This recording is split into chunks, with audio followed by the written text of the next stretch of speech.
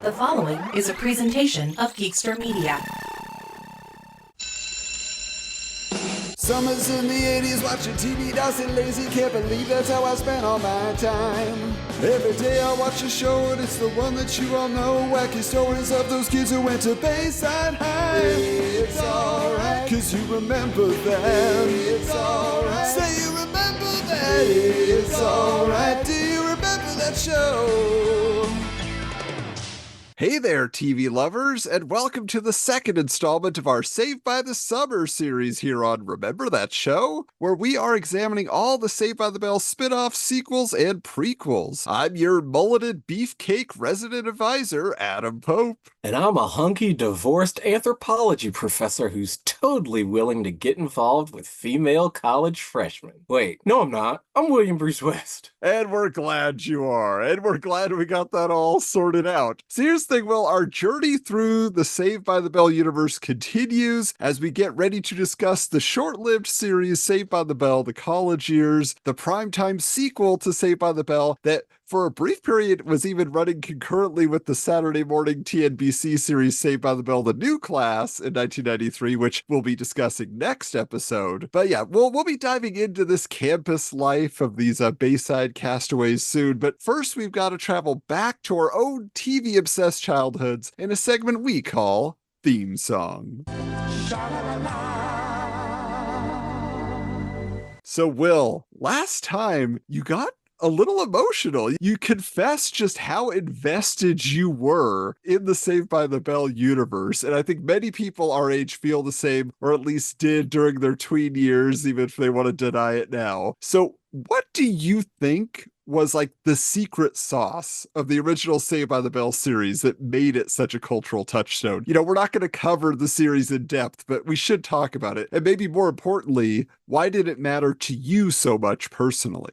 I just kind of think that there was something about that era where like so many things targeted adolescents, like I think of like the Oxy 10 commercials, and things like that where it's just hit at the right time. I know that like public television was showing Degrassi and things like that from Canada, but like this was just such a different kind of concept. And a lot of people don't realize like in the Reagan era of deregulation, that is when TV kind of changed, directed towards like the youth. That's when you got program length commercials like G.I. Joe and Masters of the Universe and things like that. And this kind of was born from that. There was such a marketing assault on kids and tweens and teens. We didn't even call them tweens back then, but it was for us. Before that, it was like we might watch things as a family, or there might have been like Scooby-Doo and the Flintstones and things like that. But this was a new deal. Like teens and young people were becoming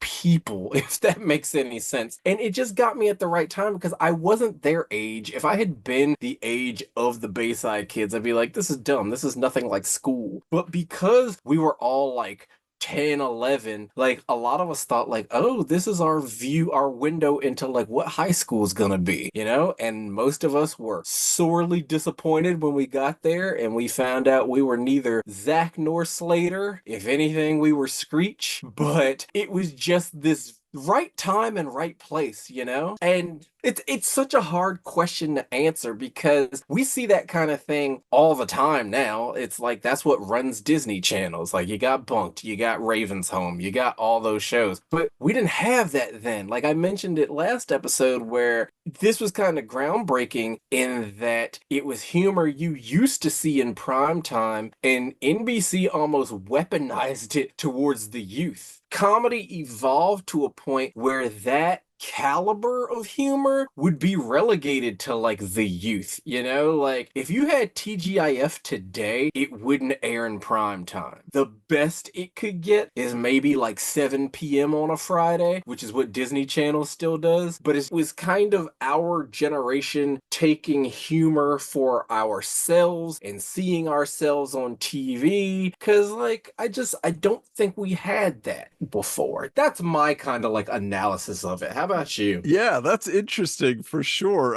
I have two theories that I think are maybe more specific to what the show was doing. In that, I mean, obviously they got lucky with the casting and the chemistry between all the actors. When we talked about Good Morning Miss Bliss, it was good, but it wasn't quite there. And even though the series was extremely cartoonish, they worked in just enough like real teenage angst and relationship drama that I feel like we really did feel for the characters. Like, how betrayed did we all feel when Kelly started dating Jeff, her manager at the Max, right? How happy were we for the brief moment that Screech had a girlfriend who was perfect for him in Violet Bickerstaff, and he didn't have to pine over Lisa anymore and harass her. They even made us feel bad for Mr. Belding when everyone liked his flaky brother Rod more than him, you know? I just, like you said, that the writing was kind of outdated old sitcom writing, but it was still solid storytelling. It was time tested for the most part, like even continuity errors aside. They didn't pay attention to a lot of those things that we in syndication are like, wait, this doesn't match up. So it was silly but endearing, and I think that went a long way. But also, what makes the show, I think, special is the fourth wall breaking and having a central point of view character in Zach. Until watching all of these other series for Saved by the Summer, I took for granted how much Zach talking to the audience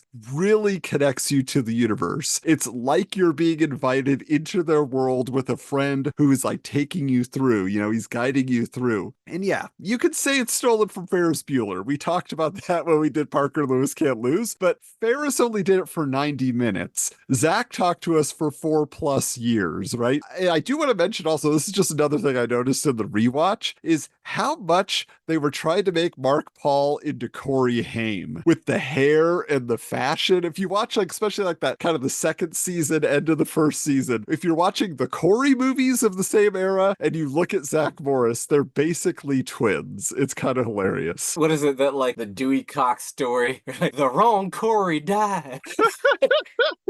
But yeah, I just think they were doing a lot of things right. And yes, they kind of stumbled onto it and they got lucky, like you said, right place, right time. But I do think that, yeah, they created a market that didn't exist. And a lot of people are still making money on it after the fact. But it managed to capture us so much. And we'll talk a little bit more about syndication and stuff like that in a bit. Yeah, well, many movies and TV shows presented college life as one giant kegger filled with fraternity hazing, sorority social politics, and wacky hijinks. So, Adam, did your college experience in any way reflect the academic antics you saw portrayed on screen growing up? Definitely not. I just have to say, like, I never lived in dorms or on campus because I, like most of my high school friends, I went to a community college not far from where I grew up. So I didn't have that, like, being an independent young adult in a whole new place with a whole new group of people on my own, just figuring all that out. I pretty much just hung out with my same high school friends. Even they were 2 years older than me. So when they graduated, they were still around and we still hung out. And then I graduated and then we still hung out. So I was near my family. So, like, the only weird thing during my college years that I feel is like a sitcom setup is I did live with my dad in a dead guy's house, which is a pretty great sitcom premise. Let me explain. Did you kill the guy? I was not involved in his death. I did know the dead guy before he passed away. So what happened was my dad, when my parents got divorced, he just rented rooms because he was always at the office until late into the night. So he didn't really need a home. He just needed a place to keep his stuff, and he had an easy chair that he slept in. My dad hasn't slept in a bed in like 40 years. I mean, like, he just always slept in a recliner. Still does to this day. He's in his 80s. But anyway, he rented a room from this widowed old Southern guy named Ernie that he knew from church. And Ernie was always like, hey there, Adam, how you doing? Yeah, you know, and he was on oxygen. He always had the tubes in his nose and everything, but he was like a super fun guy. But when Ernie eventually died, his kids all lived far away, and they're like, why don't you be the caretaker of the house for a couple of years until we get all our affairs in order, and it's just going to be your place. You can live rent free. And so my dad's like, well, you want to move in with me? And I was like, yeah. So I took the master bedroom as kind of like a studio apartment. But here's the catch. We had to leave the house in the same condition it had been in for the past 30 years. So all the family photos, all the furniture, everything stayed the same. So it was like we were squatting in a dead guy's house for a couple of years, and it was really bizarre. Like to walk in, and even when I had girlfriends and stuff, and I had to explain, like when I'd bring them over. So yeah, this isn't actually our house. So yeah, that was my college experience, was hitting class in the daytime and living in a dead guy's house at night. Oh my gosh. Was Speechless, Ernie huh? like still sitting in a chair? Is the house still there? It still exists. I'm pretty sure his kids sold it, but it didn't like get sucked into a hole like in Poltergeist. But what about for Well, you, Will? I am curious because you've talked about your college days a lot, but how wild were you in college? not very. Because I'm a sheltered kid. I'm an innocent kid. I didn't do anything really bad. I did a cappella. Like when people would ask, like, what did you major in? I majored in a cappella. So, like, my experience wasn't like Animal House or anything like that. But now there's like Pitch Perfect. So I'm like, yeah, it was kind of like that. But, like, it wasn't wild. I mean, of course, there's like a cappella parties and things. Like, a cappella is like Greek life, but you have to sing. It's the same politics, it's the same, like, interpersonal relationships. And yeah, that was college for me. Because, I mean, I chose my school for a cappella. It's Whoa, really sad. It's really sad. that's So, amazing. well, it's like I got into it like a bunch of schools. I had no intention of going away from home. Like, I wanted what you had. Like, I wanted to stay close to home, live at home. And I was just going to go to University of Maryland. University of Maryland gave me a total of $700, which Oh, would have just been books. That's it. That's it. So, like, it almost sounds like a humble brag, and it totally isn't. But, like, it came down to two Ivies in the sense that, like, they were the ones who ponied up the cash. Like, it was either Brown or Cornell, and I visited Brown, and Providence is depression in the form of a city, and I couldn't move there. And then I went to Cornell, and that weekend I was visiting, there was this poster on like a tree that looked like really cool, and I didn't know what it was because it didn't really tell you. It wasn't like, we're a group of guys who sing. It was just like Last Call, and it was like this neo-gothic kind of thing. And I asked my host guy, like, what's Last Call? What is this? He's like, oh, it's this dumb singing group. I think they sing We Didn't Go to Harvard, which they didn't. That was a different group. But, like, that's what, like, the layman at Cornell knew about a cappella. So, like, I had nothing to do that Saturday night. That host guy didn't really like me. I think they were playing, like, Doom or something in their townhouse. So I went to this concert. Like, I went to the address on this poster, and I sat in the back row. And it was the most amazing thing I had witnessed up to that point in life. And, like, my mom is a big status person, and she was like, well, this coworker went to Brown, but this one went to Cornell, so you should go to this one because of X, Y, and Z. So after that concert, I was like, I'm going to Cornell to join Last Call. Like I left that saying that, and I bought their CD, and I listened to it every day getting dressed for school for the rest of senior year. And wow. I chose Cornell. I went to orientation, and the first thing I looked up was like auditions for clubs, and I was just like waiting, like biding my time. And that, like, next Saturday came up. It was like a full day affair, and by 11:30 that night, I was in Last Call. And Yes. I spent the next 4 years and change because I had no job after graduation. So I hung around till like October or something, like to sing through orientation. And then, like, that was college. So that was my social network. That was my weekends. Like, I have other friends, like my Trekkie friends, where we bonded over our love of like Star Trek and stuff. And they would like come to my shows and support me. But ultimately, like, college was a cappella for me. And like my mom would get mad because I would go to all these mixer things for like accepted students. They're like, oh, why did you choose Cornell? And everyone else is like, well, I like the engineering program. And I'm like, I saw these guys invest singing and I decided that's what I wanted to do. And then she would just get like mad at me and pull me away from the conversation. So that was college for me. So it was. Sounds like neither of us had that traditional college experience as presented in the media, but it must have been that way for somebody, and that's why this show got the green light.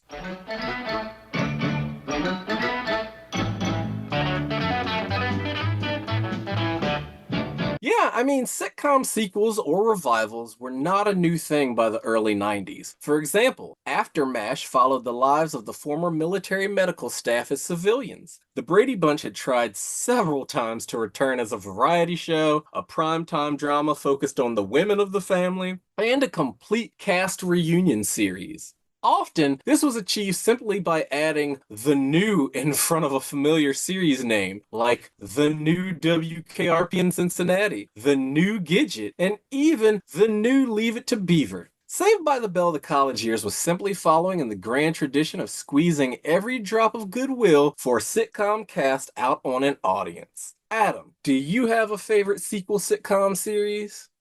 This is going to sound so weird because it's so recent, but it is definitely unequivocally that 90s show. Okay, so I only watched like the first 4 seasons of that 70s show, but I definitely connected to the characters. But when that 90s show premiered on Netflix, I was skeptical. And then I started watching it. This new cast is so amazing and has such great chemistry. Even if it hadn't been connected to that 70s show, I think I still would have loved it. Like, of course, the 90s references really hit hard, but it's the performances and the writing that make me laugh so much. The timing, and Red and Kitty, those characters that are back, the legacy characters, and Bob is back this season permanently for the second season. Like, they haven't lost a step. It's still like a funny show. And like, obviously like we get the cameos from old cast members here and there, but I was just amazed. Like, you're gonna base it in literally the same house, in the same basement and all the stuff, but the kids have changed, but they caught lightning in a bottle twice. And that is so rare. But this cast, they're so wonderful. They make me like laugh out loud. And there's no other sitcom that I've watched recently that has done that for me. So that 90s show all the way. Oh wow, I'll have to check that out. I actually really liked that 80s show, which like was very short-lived. It has a lot of familiar people. I always point out that if that show had succeeded, we probably wouldn't have gotten It's Always Sunny in Philadelphia. But like, I definitely hear you with the sequel stuff, and it's amazing that it's a recent one. Because I was definitely of that the new era. I was really into the new WKRP in Cincinnati. Like, I don't know why it appealed to me, because I was like 11. It's one of those shows that has stuck with me because it has a cliffhanger ending that is unresolved, and it starred Michael T. Williamson before he became Bubba in Forrest Gump. So it's kind of like one of those like before they were stars situations. But I mean, I watched the new Gidget and I watched the new Leave It to Beaver. Like, there was a lot of that back then. Like, what's happening now? That's a good one that a lot of people don't necessarily know about, where it's like they all come back and they live in Roger's house from the first series. Like, it seems like the mom has passed away by this point, but everybody's back until like season 2 because rerun wanted too much money, and we know how that ends. But like, I just love anytime they get the band back together from these like cult shows, Yeah, no, I mean, it is a fun thing to see. There's the novelty factor of, okay, it's 10 years later, it's 20 years later. For Leave It to Beaver, it was like 30 years later or whatever, like that was insane. So it's definitely something you want to see, although, yeah, most of the time it doesn't work. Like, for example, another more recent one, which I haven't even tried to watch, but The Conners, because there's so much like controversy around that and everything. And you're just like, but people, I've heard that it's Yeah. pretty good, but it's like, how can it be good? I don't understand. With the Connors, it seems like it's pitch perfect to what Roseanne was, and like so fans of Roseanne are really gelling with it. My issue is we've talked about a lot of shows where we realize we just watched them because they were on. Like looking back, did I really love Roseanne? No. It was one of ABC's most popular sitcoms, and I watched ABC on Tuesday nights. But once it was done, when you look back at the Connors' trauma and everything they went through, that wasn't funny. So to revisit them now and they're still poor and still struggling, nah, I'm good. All right. Well, here's the thing. Will, you were kind of earlier maybe talking from a network point of view. And I think with Saved by the Bell, the original series being such a ratings hit, I mean, it earned 4 seasons. It spawned merchandise like novels, dolls, trading cards, a board game, even hair care products. That was a thing. The series went into syndication on stations around the country as early as 1991. But of course, I think most people remember it being very popular on TBS, the superstation, right? Which played multiple episodes daily for about 20 years, which is wild. Speaking of syndication here, Will, I'm sure you knew about this already, but something that I kind of stumbled into recently was the fact that the episodes were trimmed for syndication. So there's like 90 seconds of each episode that have been lost to time since their original airings, being that, most of us only watched the syndicated cuts for all these years, right? And unlike the Simpsons DVD sets where the full episodes were included, the Saved by the Bell DVD sets are just the syndicated versions only. So, Will, were you aware of that?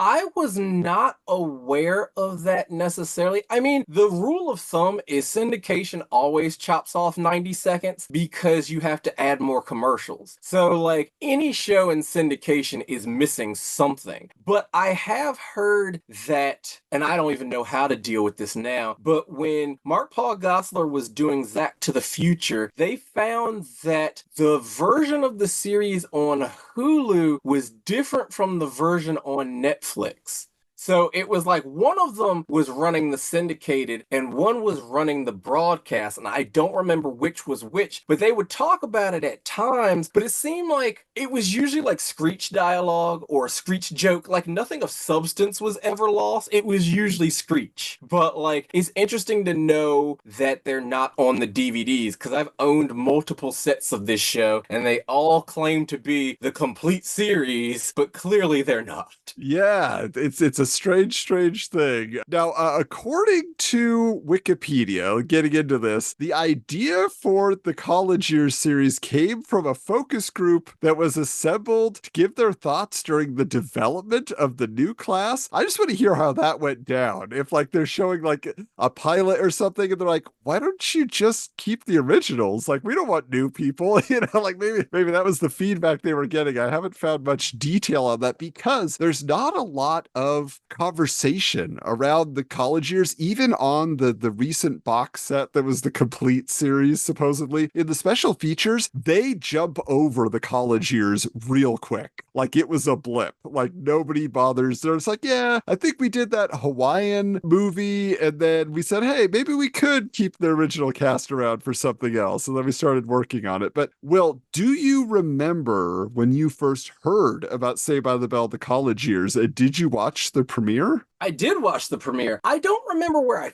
first heard about it because I have always been a weird kid with TV, in that like I used to read the Washington Post style section, and that was where you would get like the industry news and stuff like that on top of like the movie listings. So sometimes I would know like a show was renewed and like being held for mid-season, even when like my friends at school were like, nah, Perfect Strangers is canceled. Perfect Strangers came back from quote unquote cancellation like 3 different times because they would just like sit on new episodes and be like, we have nothing for the summer. So it was the same kind of thing here. I can't pinpoint the first time, but I also subscribed to a ton of magazines like Sports Illustrated for Kids, Disney Adventures, Zillions, which was like Consumer Reports for I kids. loved Zillions. I am a magazine fool back then. So like, I'm sure there was like a print ad in one of those because there were TNBC print ads. But what was more special about this situation, this is one of those like Mandela effect things where I'm sure someone's gonna like slap me down on some social network, but this is how I remember it. The Saved by the Bell graduation episode aired in prime time on a Saturday. It was an event. So they aired them back to back. You got the graduation episode, and then you got the pilot for the college years, which is how they had so much time to redevelop it without Essence Atkins. So, like, you got the sneak peek right after you see them graduate from high school. And then when it resurfaces in the fall, now there's no black girl and Kelly's back. So, like, that was how I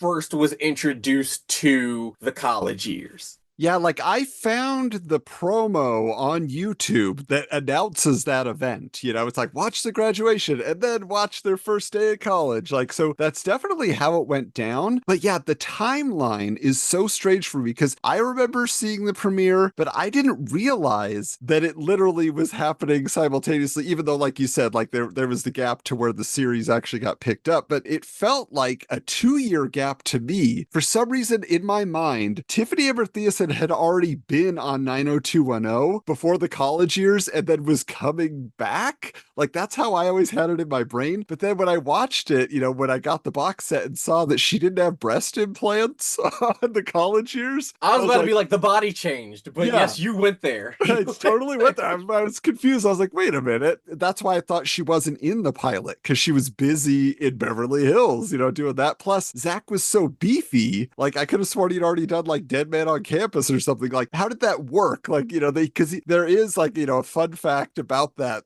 like he did this interview on this kind of fitness sports guy podcast where he said that he actually got super beefy because he was thinking about playing college football. So he had bulked up. That's why he's so huge, you know, in the college years. Everything about it is so confusing to me, how it all came together. But I also don't know how long were they holding on to that graduation episode, because we had 2 graduation episodes on the series. We had the Tory years graduation, right? And then we had the original cast graduation. See, again, this is going to be a controversial topic, but I'm fairly certain there is no Tory graduation. Is it just the graduation song? The graduation song. So the way I always knew it was they had filmed the graduation before Tiffany Amber and Elizabeth Berkley had left the show. Because the show was doing so well, NBC wanted more episodes, because it's technically 5 seasons, even though like it's 4 years of high school. NBC wanted more episodes. They couldn't negotiate with Tiffany Amber and Elizabeth, so they brought in Tori to fill out the episode order. But what happened that was so crazy was they don't run them sequentially. So every week you would get a Tori and a Jesse Kelly episode. And it's played like they don't reference the other, but it doesn't run like, okay, we burned through all the Jesse Kellys, now let's do all the Tories. It's just kind of like, okay, this episode they're waiting for concert tickets at the mall, and then the next episode is the senior song. It was like a flip-flop effect. But then they cap off the entire run with the graduation they had already filmed. And that's why Tori just kind of like gets retconned at that point. Because I even read that when developing the college years, they had agreed they were only bringing over the guys unless all of the girls agreed to do it. And they did not. But then later on, Tiffany Amber was like, okay, I'll do it. And they wrote her in. But like ultimately they wanted a clean slate for the women because it was like all or nothing. So like, yeah. So the Tory only exists to fill out that NBC request, like for more episodes. Got it. Yeah, I just checked the episodes and you're right. Yeah, there's that senior song one, but there's not a second graduation. So a wild continuity in the world of Saved by the Bell. But let's find out what they settled on then when they gave us Saved by the Bell the college years. And we're going to share with you the elevator pitch.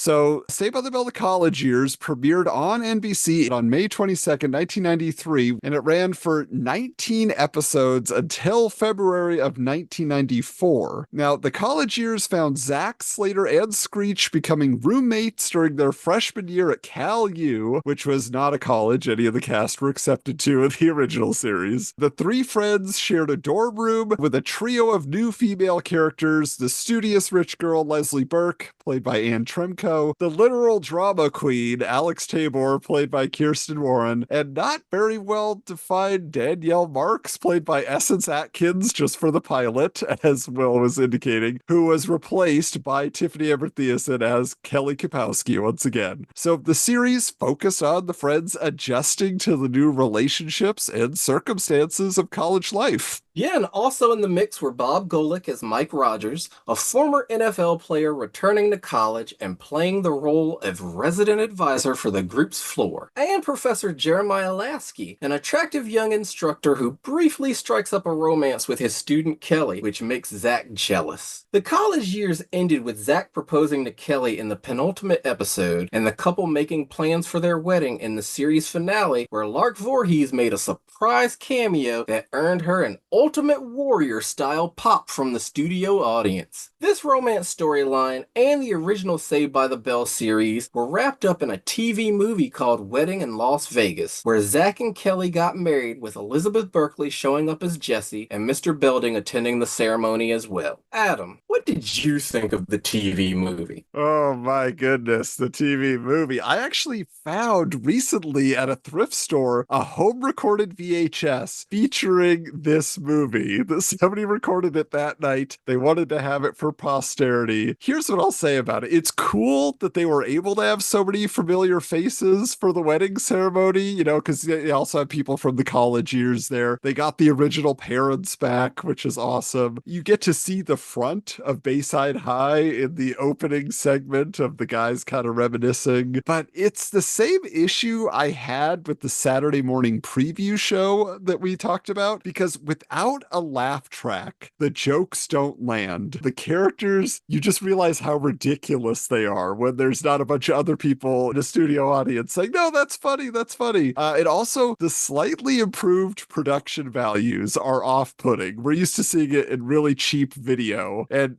Zach's not talking to the audience in the movie, so it takes out everything you're familiar with. It doesn't feel like the finale of the series because it's so unlike the series. But what do you think? Yeah, no, I totally agree. And I think people have lost sight of, because like everything has changed, and we say it every episode, we've gotten too smart for television. But this was an era where a TV movie meant something. This was not gonna win any awards. These actors were not going great places. So like now we think of things like, oh, direct to streaming. That just means like a studio doesn't think it'll perform in the theater, but like it could still find its audience. But back then, like a TV movie was like, and Jillian needed to pay her mortgage this week. So like that's what it was to me. It really didn't swing for the fences. The production value, like tonally, it's off. But like we would get these things every now and then, just kind of like, hey, it's kind of cool to see them in a different setting. But yeah, without the laugh track, it's jarring, because we've seen they could do on location, even if they had done it the way they did Jesse's father's wedding at the hotel. Like that would have worked for Saved by the Bell. But like this is one of those things that I will always watch it when it comes up in the syndication package, but I never enjoy it, because I'm also not really a Zach and Kelly shipper. It didn't feel organic for them to be together and last. We'll talk about this later in Jeers. Yeah. But like I don't like it because like it's giving the audience a happily ever after that's not earned. Yeah, we'll definitely get into that. It sounds like we're going to be on the same page. But before we get into those criticisms, we got to talk about what there was to like about the college years during its short run. So why don't we give it some cheers? I will start out with this, and I don't know where you're going to fall on this, Will. You were just talking about all your a cappella and your love of music. I didn't think it would be possible to create a theme song as catchy as the original, but I really like the College Years theme song. I think it sets the tone perfectly for what this show is about. I think Standing at the Edge of Tomorrow is just a great lyric. That is just evocative of everything. And yes, they want so badly be Beverly Hills 90210 at this moment. With the way they filmed the cast together, tried to make everybody look cool, even Screech. It's ridiculous, but it's also so 90s cool that I love it. But what do you think? Oh yeah, I love the Standing at the Edge of Tomorrow. Like Yeah. that's a good theme song. And it's interesting you bring up 90210 because one article I found, they went to college at the same time. When College Years starts, it's when the West Beverly kids start going to college on 90210. So it's like at this point they're almost like TV contemporary. Like they were always contemporaries but different kind of like lifestyles and whatnot. But like it was interesting in that like they're diametrically opposed in what they were doing in college, even though they were going off to college at the same time. It's just kind of like Oreo versus Hydrox to me, you know? but no, the theme song is great. I liked that they kind of taught us more about these characters. It's an episode I mock because it is dumb. Like, you could do this back then, but the whole, like, AC Sanchez deal, where, like, he has to make it to his freshman year in college to be like, wait a minute, I'm Latino? For real? I'm like, AC, we've watched you wear those jeans and that Jerry curl for the past 5 years. Like, you didn't ask any questions? It's the same episode as when Zach finds out he's kind of Native American, maybe, but not. You know, like they really fumbled the ball on that episode. But now that they can be in prime time and they don't have to lean on the laughs so much, that they can do like a cultural identity story that doesn't necessarily have to end with building in a dunk tank. Like, I liked that kind of thing, and it filled in some blanks, you know? Because like I said, I watched the show and the whole time I'm looking at Slater like, what are you? And apparently other people were asking that too, and the College Years delivered. That is true. And I will say, you mentioned Slater's hair, and the one great thing that they give us is he finally cuts the mullet. And Yes. by the end of the series, he's got a shorter cropped look, and he's kind of the Mario Lopez we have now. But I do want to mention too, you talked about the prime time allowing them to go a little bit in different directions with the storytelling. They do have more of an edge with like sexual innuendo and some friskiness. It sets it apart from the original series in a big way. And I mean, the final episode, they have a stripper for Zach's bachelor party. You're like, what? Even if the plots are very similar to the Bayside stories in terms of structure, how they write them is definitely a shade more adult. It's not Saturday morning anymore. It's just lower tier sitcom writing. And most important, they kept the Zach talking to the audience element, which is, again, I think very important to why this show works, because now he's bringing you on to the next phase of his life. Now, that being the case, what you were saying originally was the plan there, Will. I loved that it was not the entire original cast returning, because it would have been way too coincidental for the setup, and it would have robbed us of these fun new characters. Like what they were doing in the pilot, I like Zach's pursuit of Leslie. Like in the first, few episodes, even though it's quickly abandoned because of it, something we'll get to in Jeers, but because it was a new dynamic for him to deal with. And I feel like, originally just Zach, Slater, and Screech, it allowed the series to feel familiar enough, but then it tweaked it just enough for it to feel fresh and introduced enough, in the way of new characters that you could be like, okay, but let's see where this goes. And I think, unfortunately, they messed that up, but how it started was strong. Do you like the new characters? Do you like Alex? Do you like Leslie?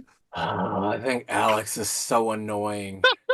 she is so annoying, and them pairing her off with Slater doesn't work. Like No, that's it weird. doesn't at all. It's just like it's gonna sound terrible, but like in college parlance, like she's almost like a grenade. Like Slater throws himself on her so that like it keeps her out of the way and occupied, so Zach can focus on Leslie. Then that gets abandoned, but then they're still together, and it doesn't work. And then even when they're reunited in like the wedding movie, they almost kind of act like they don't really even know each other. And I'm like, Yeah. weren't y'all dating in the show? Yeah, that didn't work for me. But one thing I love like if you can do the theme song, I can do this. I love the set. And I'm clearly not the only one who loved the set because Peter Engel reuses it for USA High like 4 years later. Oh. Yes, because when USA Network acquired the syndication rights for Saved by the Bell, the new class, they also ordered USA High, which is basically a group of American high school students who go to school in Paris. But it's one of those things, like if your kids watch this, like Miraculous Ladybug, like the only way you know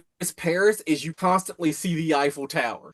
Like other than that, it's Saved by the Bell. And so since it's a boarding school, that set gets reused for that cast. That's fascinating. Wow, yeah, and I've never even heard of that show, so that is wild. I think you've mentioned it once before, and that's about it. So Oh, it's on the list. I was gonna say, one of these days we'll get back around to it. Now, somebody else you've mentioned that I know you're not the biggest fan of, but I have to say, I like how they soften the Mike character after a few episodes. Like at the beginning, he's definitely like, he's going to be the hard case that's always harassing them, that's always threatening to bust them. Like that's what he's going to be. But Bob Golick is just so likable and sympathetic, and they give him some great episodes. Again, they didn't have that many, but they give him a couple that center around his desires, his fears, and like that wouldn't have worked if Mr. Belding had somehow become a faculty member that they had to deal with, you know? Eventually they do bring on a dean of students character in like the last 5 episodes. It looked like they were trying to retool, you know, and she was a great like no nonsense authority figure that they were trying to outsmart and stuff like that. But I really like Mike as a character. I know you brought up the fact that why is this like 40-year-old guy in college and the resident advisor for all these freshmen?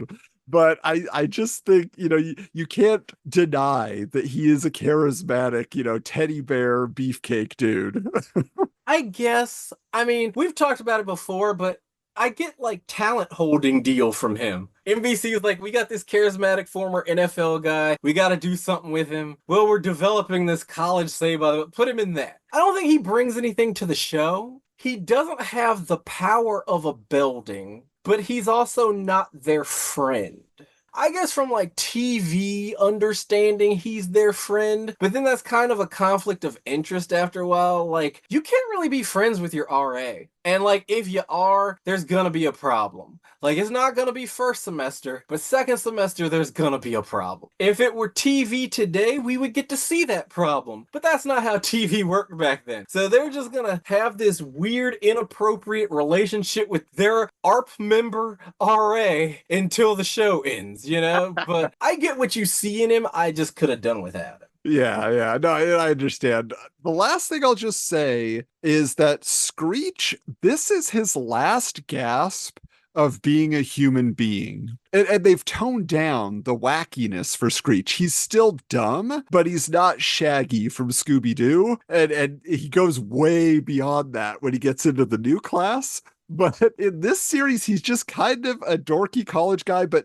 knows he's dorky. Like, he's accepted it. Like, there are actual scenes where he's just like, oh, you need a dummy to scare your parents or something weird like that. And it's just like, yeah, I scare my own parents all the time. You know, like, he's totally willing to accept his role in life. And there's even like, he gets his feelings hurt. Like, there's an episode where they throw a rave. Then Slater like yells at him and tells him he always messes everything up, you know? And so he kind of goes off and Slater apologizes later. But you you feel bad for Screech. Like, they were yelling at him all the time, and he kind of just like was like a dumb dog, like, oh, you guys. But this time he's like, I'm kind of taking offense to this now that you guys just think I'm an idiot, you know? So Right. I like that they gave him a few moments of humanity. Right. That's a very important point that I will discuss in the next section. Speaking of which, it's time to get into our cheers. Boo! Boo! Boo! All right, well, let them have it. All right.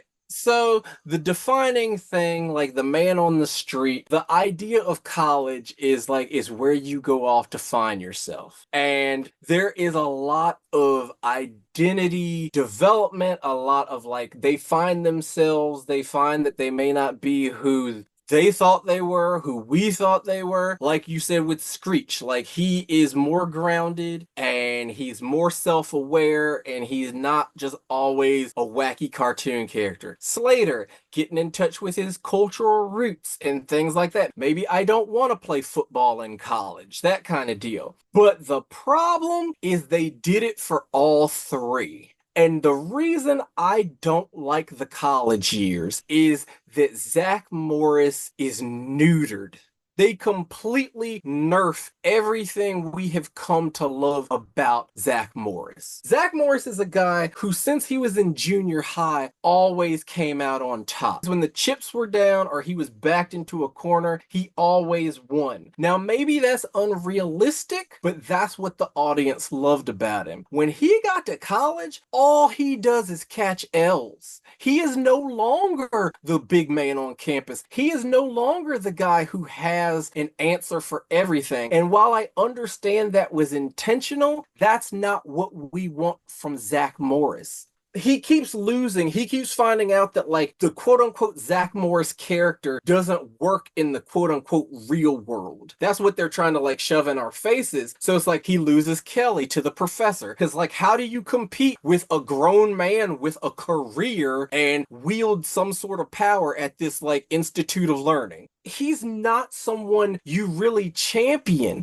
So that's why I'm saying I don't like that the series leads to this marriage with Kelly, because by the time we get through those 19 episodes, I look at Zach Morris as a guy who just really needs a win, and the Kelly thing is like a consolation prize. You know, like they don't arrive there organically. It's just kind of like, well, we still have feelings from when we were in high school. That's cute. But if you also look at any interview that Mark Paul Gosselaar did up until the chatter about the reimagining and the podcast, even Peter Engel, when he wrote his book, everyone said Zach and Kelly were divorced 20 years ago. You know, like they did not have the ingredients for a successful marriage and relationship. And I feel like that's the only reason we can take it seriously in the reimagining that they're still together, is because they're both kind of cartoon characters. Like, we'll talk about that when we get to that series, but outside of Slater and Jesse, who are like regular cast members, anyone who is brought in as a guest star is like this caricature of who we knew them to be. It's like, yeah, Zach Morris was a schemer. Is he gonna be governor of California? No. Like, is Kelly gonna go around claiming she's a doctor? No.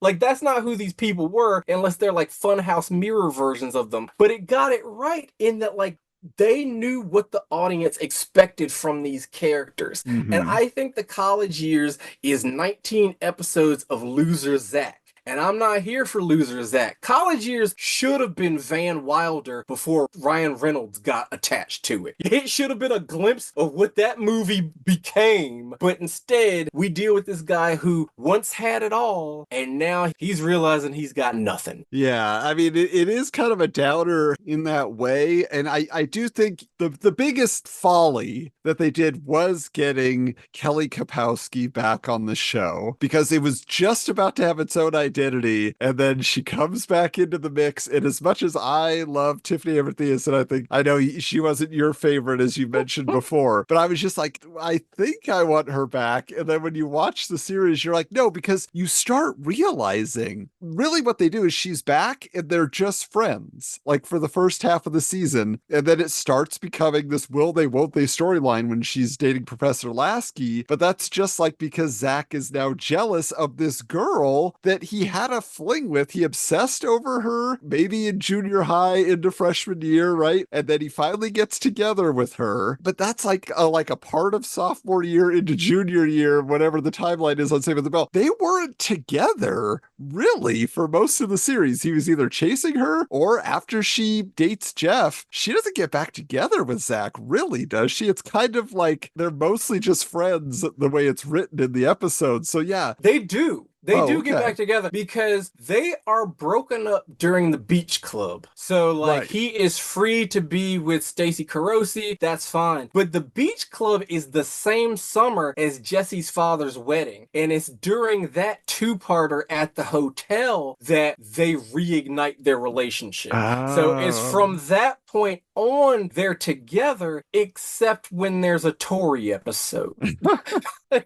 Well, yeah, then what happened when they went to college? That's the other thing, that if that is the case, because like they're obviously not having a long distance thing, when she shows back up again, it's just like, oh, hey, Kelly, wow, okay, this is awesome. And then he remembers that he liked her, but it wasn't like he was pining over her. And then, yeah, how they get to the point, obviously they knew they were getting canceled and they knew that they could plan a wedding movie. So like the last 3 or 4 episodes is where they're really saying, okay, Zach and Kelly have to admit they love each other. Okay, and now he has to propose because she's going to go off on this, multi-month college trip. And, okay, she's going to stay. And then they have to justify why she would want to marry him when really this whole season they haven't had like a real mature relationship conversation. They've kissed a few times, but like she says, I've always dreamed of marrying someone who would do anything to make me happy, and that's you. So basically justifying all his crazy schemes.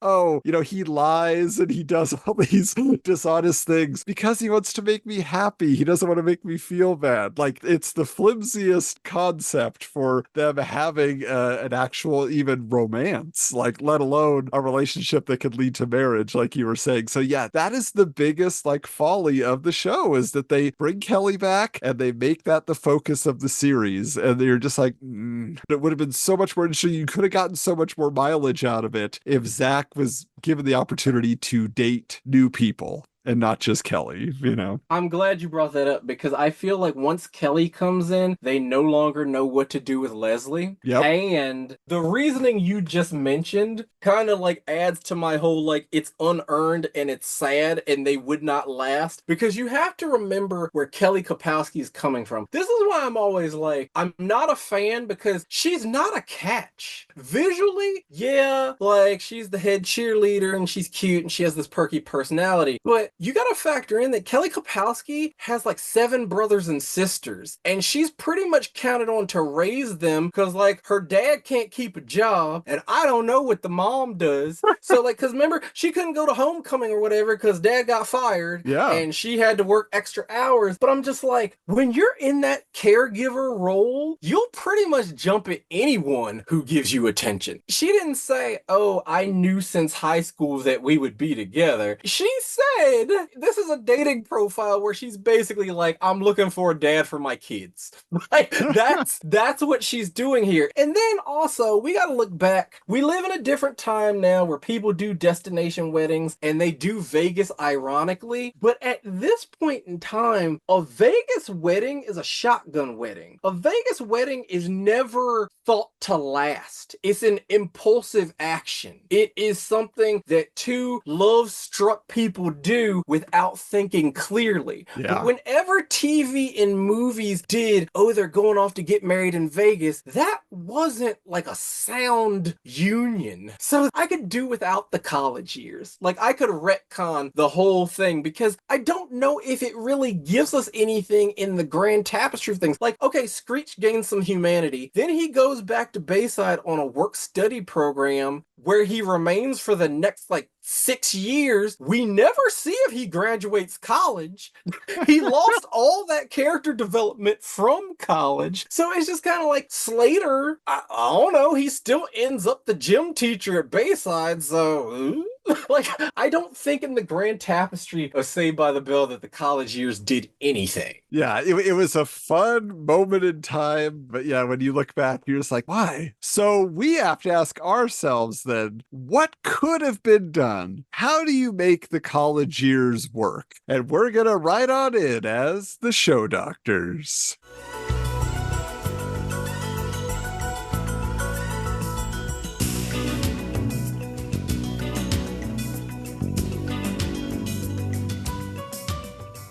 All right, so here's what I'm going to say, though. I do feel the basic structure of the show was fine. I just think they needed more time to tweak it further. They needed to make the mistakes of the first season without the wedding for season 2 to be something that you could say, okay, you know what? I think they found their footing. But what I would have done immediately is you dump Professor Lasky and you introduce more wacky professors played by sketch comedians. You want to give it like an unpredictable comedy edge, which, the original series had that with the, revolving cast and some recurring teachers. And I think that was something that was missing from this because you had one teacher and occasionally they'd be in another class and there'd be like a wrestling coach or whatever, but it never really connected in the same way. You need like outlandish characters. Next, I'm sure if it wasn't being canceled, they wouldn't have rushed into the wedding storyline. Tiffany Amber Thiessen would not have chosen the college years over 90210. So I would say for season 2, let her go. Let her be on 90210 and they break up and let Zach have a girlfriend of the week thing going. Specifically like funny girls for him to have wild adventures with, funny, quirky equals more laughs. Heck, you could bring back Rhonda Robistelli. She could be attending Cal U on a shot put scholarship. I always had a crush on Rhonda. But or the Zeffirelli twins. Yeah. But plus, you mentioned this, but like he has to start his own fraternity. He has to become the big man on campus. Yep.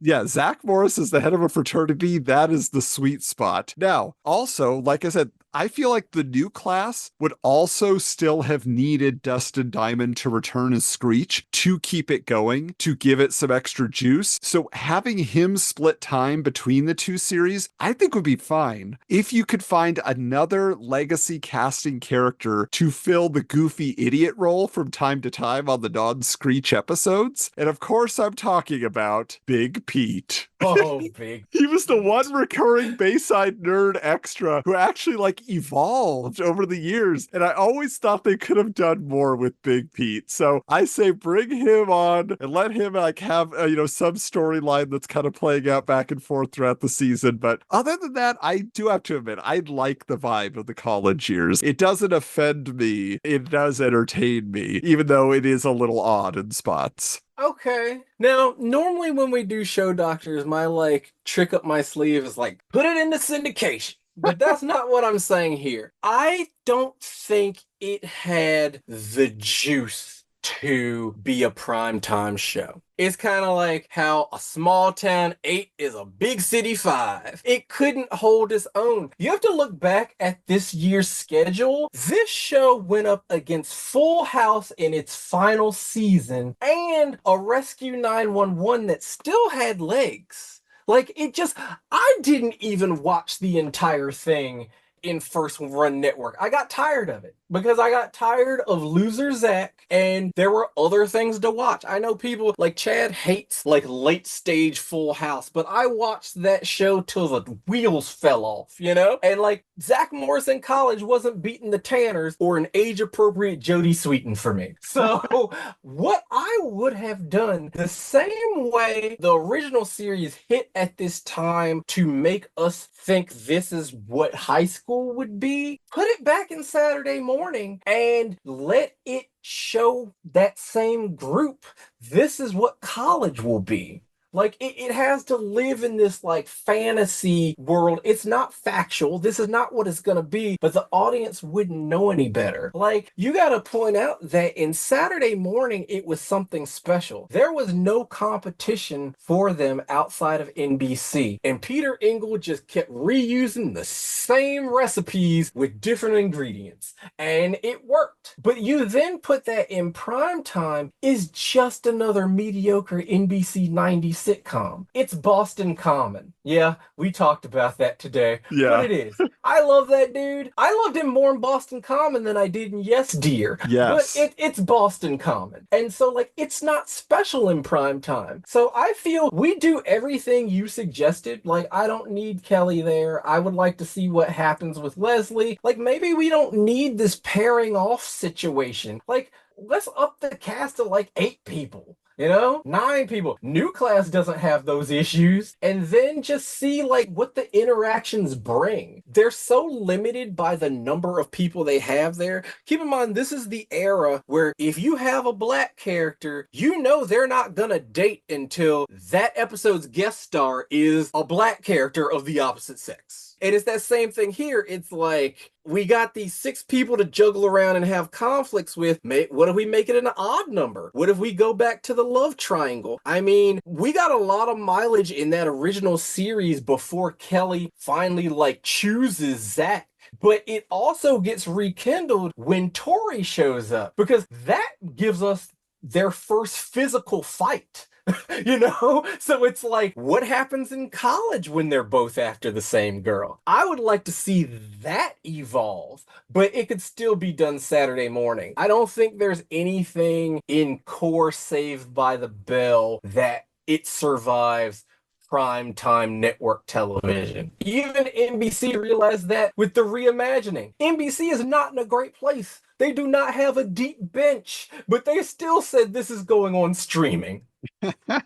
Well, and that's the thing. It might sound strange to say a college-based show on Saturday mornings, but I feel like how many high school-based shows have you seen where it seems like what they're doing is actually college?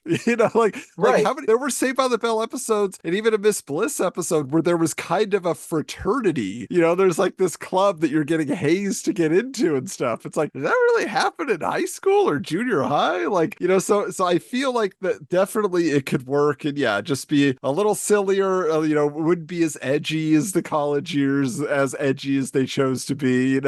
You put it on the tail end. It doesn't kick off TNBC, it ends TNBC. It leads you into NBA inside stuff. Like, that's when the older kids showed up. Ahmad Rashad, all right. I mean, bringing Lisa might have been something when she shows up in that last episode, like in the pilot episode. I didn't even know there was a studio audience until Screech walks in their dorm room. It's like a crazy crowd eruption. And then when Lisa shows up in the last episode, I mean, she gets the biggest bit of attention from the audience. So I feel like maybe that would have been one other element, but Lark Voorhees, I don't know if that would have been enough. But either way. Well, next time around, we'll be returning to Bayside with a whole new cast of characters as we discuss Saved by the Bell, the new class. All how many seasons of it, Will? 7. Cannot believe it. I also want to mention, though, that as a tie-in to this episode, I'm going to be opening up 2 packs of Saved by the Bell, the college years trading cards on the Retro Network TRN TV YouTube channel as part of the Wax Pack flashback series that I host there. So yes, if you can believe it, this series got trading cards. So you can go on over there and check that out as well. Just an extension of what's going on here on Remember That Show. But if you want to see what else is going on in our retro worlds, where can they find you, Will? You can find me on social media at William B. West or my website, westweekever.com. And I am crossing my fingers that you get a Professor Lasky hologram. You can find me on social media at Hoju Coolander, or find all my other podcasts and ramblings on the retronetwork.com, the home of Geekster Media. But until next time, class dismissed. This has been a presentation of Geekster Media.